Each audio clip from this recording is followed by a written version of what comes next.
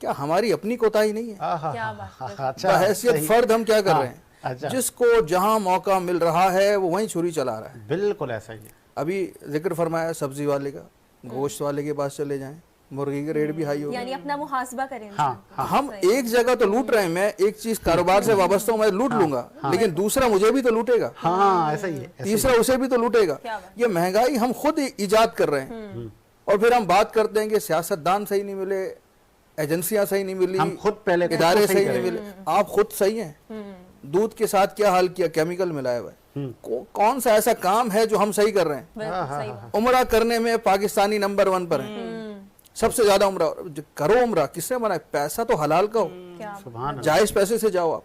फैक्ट्रियों के मामला देखिए, वर्कर्स के साथ क्या हो रहा है।